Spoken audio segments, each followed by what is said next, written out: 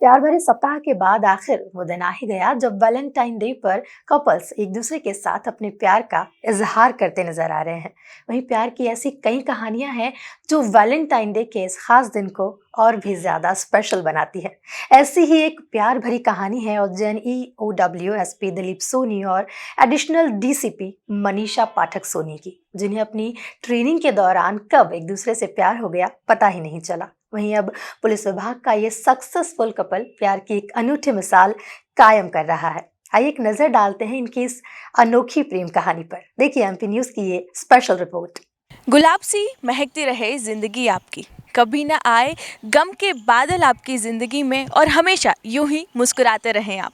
MP news के सभी दर्शकों को वैलेंटाइन की ढेर सारी शुभकामनाएं।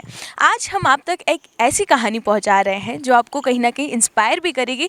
और आज जहां यूथ लव पे या प्यार पे विश्वास नहीं करते, उन यूथ के लिए भी ये एक स्पेशल स्टोरी है जो वापस से प्यार मोहब्बत में विश्वास करेंगे। हमारे साथ में है दिलीप सोनी जी, जो ईओडब्ल्यू हैं SP Ujjain, and additional DCP Manisha Pathak Soni ma'am. Sir ma'am, स्वागत है आप सभी का एमपी न्यूज़ में।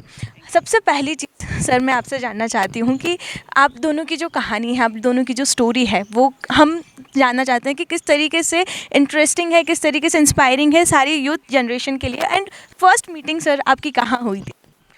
मेरी जो फर्स्ट मीटिंग तो वैसे एकेडमी में ही हुई थी, क्योंकि मैं 97 बैच का स्टेट पुलिस सर्विस ऑफिसर हूँ और मैं ट्रेनिंग में था। और जब मैं वहाँ से पास आउट हो रहा था तब मनीषा जी की वहाँ पर पोस्टिंग हुई, उनको ट्रेनिंग मिली, वो 98 बैच की हैं। तो हम दोनों एकेडमी में पहली मुलाकात हुई थी, लेकिन इनको यूपीएससी एग्ज़ाम देना था तो इसलिए वो उसी दौरान इन्होंने छुट्टी ली थी और उसके बाद ज़्यादा मुलाकात नहीं हो पाई। लेकिन कुछ 1-1.5 साल बाद फिर मेरी पोस्टिंग भोपाल हुई और ये यूपीएससी की तैयारी करने के लिए भोपाल आई। तो इस तरीके से हम दोनों ऑफिसर मैस में रहते थे, तब हमारी मुलाकात हुई। तो एक दूसरे को समझने में काफ़ी इसमें मौका मिला। उसके बाद अंजाम आपके सामने है। अब मैं आपसे जानना चाहती हूँ, जब आप लोग एकेडमी में जब आप लोग मिले, उस टाइम पे कितना टाइम आप लोग वहाँ पर साथ रहे थे, एंड सबसे पहले प्यार का इजहार किसने करा था? जब हम एकेडमी में मिले तो एक्चुअली उस वक्त प्यार मोहब्बत जैसी कोई भी चीज़ नहीं थी। Simply he was a senior and मैं एक जूनियर ऑफिसर थी। एंड आफ्टर 1.5 years जब मैं डिफरेंट पोस्टिंग्स करके भोपाल पहुंची और ये भी वहाँ भोपाल में थे, उस वक्त हम लोगों का काफ़ी समय साथ में गुजरा। मेरी और इनकी दोनों की पुलिस हेडक्वार्टर्स में पोस्टिंग थी, तो थोड़ा सा समय हम निकाल पाते थे। तो उस समय का सदुपयोग शायद ये हुआ। और जाहिर है ऑफ़र किसको करना होता है। सर ये कहानी भी मैं आपसे जानना चाहूँगी, कैसे मैम को आपने इम्प्रेस करा था और कितनी मेहनत आपको लगी थी?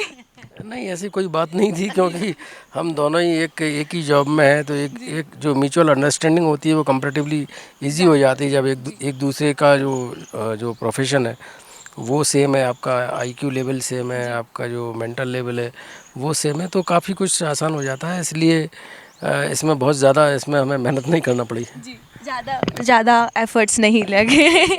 मैम, मैं आपसे एक और चीज़ यहाँ पे जानना चाहती हूँ कि आप दोनों सेम बैकग्राउंड से हैं, सेम प्रोफेशन है, ऑफिसर्स हैं।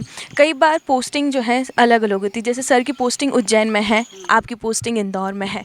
कितना एफर्ट्स लगते हैं, कितनी मेहनत लगती है कि आप क्वालिटी टाइम जो है स्पेंड कर सकें, क्योंकि बीइंग एन ऑफिसर बहुत ज़्यादा रिस्पॉन्सिबिलिटी रहती है नेशन के प्रति, लोगों के प्रति। तो इसे कैसे मैनेज करते हैं आप? हाँ, सही कहूँ तो दिक्कत बहुत होती है। हम चाहते हैं बहुत सारा समय गुजारना, पर नहीं हो पाता। तो thanks to social media, mobile, इन सब से हम लोग कनेक्ट रहते हैं। और चूँकि उज्जैन में सर हैं तो संडे सैटरडे सर का आना हो जाता है। और हम कोशिश करते हैं कि जब भी साल में एक बार छुट्टियां मिल पाएँ, कभी कभी नहीं भी मिलती, तो छुट्टियों में जा कर के हम फैमिली को अच्छे से एंजॉय करते हैं। जी मैम, जैसे आजकल सर मैम मैं आप दोनों से जानना चाहती हूँ, आजकल तो वीडियो कॉल्स भी ट्रेंड में है। मतलब पहले तो फ़ोन कॉल्स थे, उसके पहले एसएमएस थे, अब वीडियो कॉल्स भी है। तो क्या आज भी अभी भी वो सीन बरकरार है जहाँ आप एक दूसरे को फ्री टाइम में, जब आपको फ्री टाइम मिले, वीडियो कॉल करके आप बात करें? सर मैं आपसे जानना चाहती हूँ। हाँ, कई बार ऐसा होता है कि हमारी बिटिया है एक और वो अकेली रहती है, क्योंकि हम दोनों ऑफिस में रहते हैं और जॉब पे रहते हैं, तो कई बार ऐसी ड्यूटीज़, जब लंबी ड्यूटीज़ पड़ जाती हैं कई बार कि आपको एक साथ लंबे समय के लिए बाहर रहना पड़ता है, तो फिर हम तीनों लोग वीडियो कॉल, ऐसे ग्रुप जो कॉन्फ्रेंस कॉल होता है उस पर लेते हैं।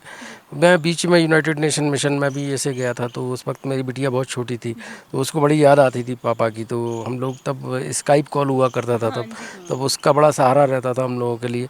तो इस तरीके से अपना सोशल मीडिया का बड़ा महत्वपूर्ण रोल है आपके फैमिली मेम्बर्स को कनेक्ट करने के लिए। और अभी हमारे जैसे पेरेंट्स अभी बाहर ग्वालियर में है, तो उन लोगों से भी बात करना, उनकी भी इच्छा होती है कि अपनी जो ग्रैंड डॉटर है उनसे बात करें और हम लोगों से बात करें, तो इस तरीके से सोशल मीडिया ने बहुत आपस में हमारी जो जो दूरियां थी, जो कम से कम जो जोग्राफिकल डिस्टेंसेस थी, उसको कम किया है काफ़ी।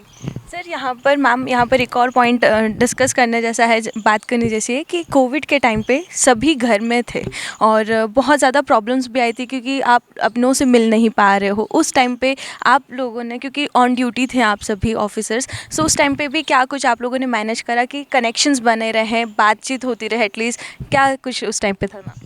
बहुत ही ज़्यादा टफ़ टाइम था कोविड हमारे लिए। मैं चूँकि डिस्ट्रिक्ट फोर्स में हूँ, तो मेरे लिए तो ये जीवन का सबसे टफ़ टाइम था। ऑफिस में जब जाओ तो लोगों की तकलीफ़ें देखो और घर आओ तो घर की ज़िम्मेदारियाँ देखो। और घर में उस वक्त किसी भी मेड की एंट्री अलाउड नहीं थी, तो घर में हम मेड होते थे। घर में एक मदर भी हूँ, वाइफ भी हूँ, डॉटर भी हूँ और एक मेड भी हूँ। ऐसी सिचुएशन रही, पर अपने आप पर बहुत भरोसा भी आया कि ऐसी सिचुएशन में भी हम घर के काम सारे कर सकते हैं और बेहतर कर सकते हैं। तो वो एक चीज़ रही।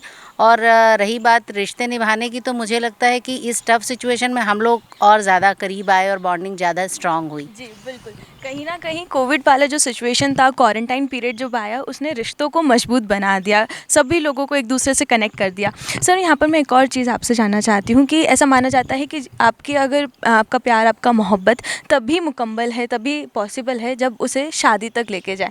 तो सर आपसे वो इंसिडेंट, आपसे वो जो आपकी प्यारी सी मेमोरी है शादी तक जाने वाली, वो मैं जानना चाहती हूँ। शादी कोई फाइनल डेस्टिनेशन नहीं है। शादी के बाद भी प्यार जारी रहना चाहिए। नहीं, ऐसा नहीं है कि बड़ा हमने शुरुआत तो अच्छी की और बस शादी जैसे ही आई और शादी के बाद सब खत्म हो गया। जो कई फिर हम लोग जैसे जॉब में देखते हैं कि हमारे पास कई केसेस ऐसे आते हैं कि बड़ा पहले तो शादी के पहले तो बड़ी प्यार मोहब्बत की बातें होती हैं, उसके बाद फिर जो झगड़े फसाद होते हैं घर में, उसके बाद फिर एक दूसरे की शक्ल देखना नहीं चाहते लोग। तो ऐसा नहीं होना चाहिए।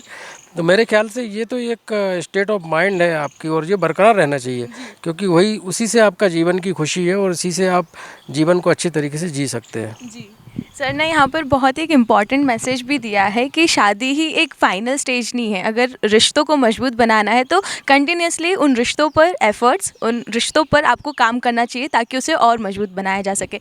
मैम, वैलेंटाइंस डे है, यूथ स्पेशली बहुत ज़्यादा पॉपुलर रहता है आजकल। सभी ज़्यादा लोग जो हैं प्यार के इस पर्व को मनाते हैं, अपनों को, भले वो अपने स्पेशल फ्रेंड्स हों या पेरेंट्स हो या रिलेटिव्स हो, उन्हें खुश करने की कोशिश करते हैं, अपने रिश्तों को मजबूत बनाते हैं।